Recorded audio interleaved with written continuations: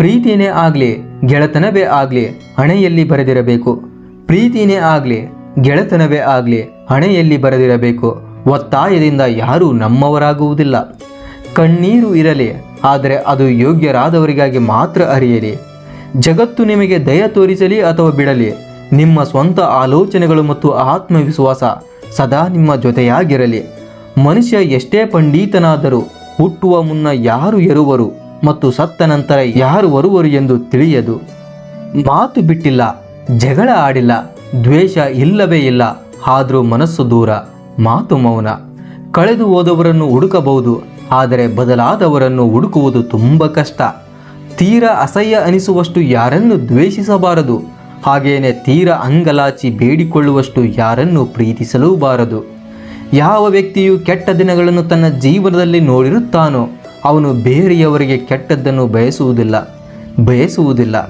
ನಿಮ್ಮ ಭಾವನೆಗಳೊಂದಿಗೆ ಆಟವಾಡಲು ಜನರಿಗೆ ಅವಕಾಶ ನೀಡುವುದಕ್ಕಿಂತ ದುಃಖಿತರಾಗುವುದು ಉತ್ತಮ. ತಿಳಿದು ಜೀವಿಸು. ಸಮಯವಿದ್ದಾಗ ಏನೂ ಅರ್ಥವಾಗುವುದಿಲ್ಲ, ಎಲ್ಲ ಅರ್ಥವಾದಾಗ ಸಮಯ ಇರುವುದಿಲ್ಲ. ತಿಳಿದು ಜೀವಿಸು. ಸಮಯವಿದ್ದಾಗ ಏನೂ ಅರ್ಥವಾಗುವುದಿಲ್ಲ, ಎಲ್ಲ ಅರ್ಥವಾದಾಗ ಸಮಯ ಇರುವುದಿಲ್ಲ. ಅವಕಾಶಗಳು ಕೋಟಿಯಲ್ಲಿ ಒಬ್ಬನಿಗೆ ಸಿಗೋದಾದರೆ ಆ ಒಬ್ಬ ನೀನ್ಯಾಕೆ ಆಗಬಾರ್ದು? ಜೀವನ ಎಂದರೆ ಅಭಿನಯಿಸುವುದಲ್ಲ, ಅನುಭವಿಸುವುದು. ಗುರು ಇದ್ದರೆ ಗುರಿ ಇರಲ್ಲ, ಗುರಿ ಇರೋರಿಗೆ ಗುರು ಇರಲ್ಲ. ಇವೆರಡು ಇದ್ದಾಗ ಸಮಾಜ ತುಳಿಯೋದು ಬಿಡಲ್ಲ. ವರ್ತನೆಗಿಂತ ಮಾತು ಎಷ್ಟು ಕಠೋರವೆಂದರೆ ನೇರವಾಗಿ ಹೃದಯವನ್ನು ಒಡೆದು ಬಿಡುತ್ತದೆ. ಪ್ರೀತಿಯನ್ನು ಬಯಸಿ, ಆದರೆ ಬೇಡಿಕೊಳ್ಳಬೇಡಿ. ನಿಮ್ಮನ್ನು ಬಯಸಿ ಬಂದವರು ಮಾತ್ರ ಕೊನೆಯವರೆಗೂ ಉಳಿಯೋದು. ಸೇಡಿಗಾಗಿ ಹೋರಾಡಿ ಯಾರೂ ಗೆದ್ದಿಲ್ಲ, ಕ್ಷಮಾದಾನದಿಂದ ಯಾರೂ ಸೋತಿಲ್ಲ. 1000 ಸವಾಲಿದ್ದರೂ ಸಾಧಿಸುವ ಛಲವಿರಲಿ, ಸಾಧಿಸಿದ ನಂತರ ಅಹಂಕಾರ ನಿನ್ನ ಬಳಿ ಸುಳಿಯದಿರಲಿ. ಜೀವನದಲ್ಲಿ ತಪ್ಪು ಮಾಡಿದರೂ ಪರವಾಗಿಲ್ಲ, ಆದರೆ ನಂಬಿಕೆಗೆ ಹಾಗೂ ಸ್ನೇಹಕ್ಕೆ ಎಂದೂ ದ್ರೋಹ ಮಾಡಬೇಡಿ. ನೀವು ಮಾತನಾಡದಿದ್ದರೆ ನಿಮ್ಮ ದುಃಖದ ಕಾರಣವನ್ನು ಇತರರು ಎಂದಿಗೂ ಅರ್ಥ ಮಾಡಿಕೊಳ್ಳುವುದಿಲ್ಲ. ನಾವು ನಿಯಂತ್ರಿಸಲಾಗದಂಥ ಪರಿಸ್ಥಿತಿಯನ್ನು ಸೃಷ್ಟಿಸಿ ದೇವರು ತನ್ನ ಇರುವನ್ನು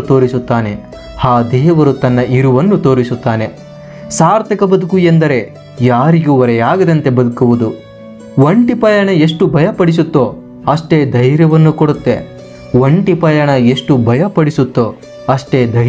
ಕೊಡುತ್ತೆ. ಕಷ್ಟ ಮತ್ತು ಸಮಸ್ಯೆಗಳಿಗೆ 2 ಔಷಧಿ, ಒಂದು ದುಡಿಮೆ, ಇನ್ನೊಂದು ತಾಳ್ಮೆ. ಮಾತೆ ಅರ್ಥ ಮಾಡ್ಕೊಳ್ಳದೆ ಇರೋರಿಗೆ ನಮ್ಮ ಮೌನ ಅರ್ಥ ಆಗುತ್ತೆ ಅಂತ ತಿಳ್ಕೊಳ್ಳೋದು ನಮ್ಮ ಭ್ರಮೆ.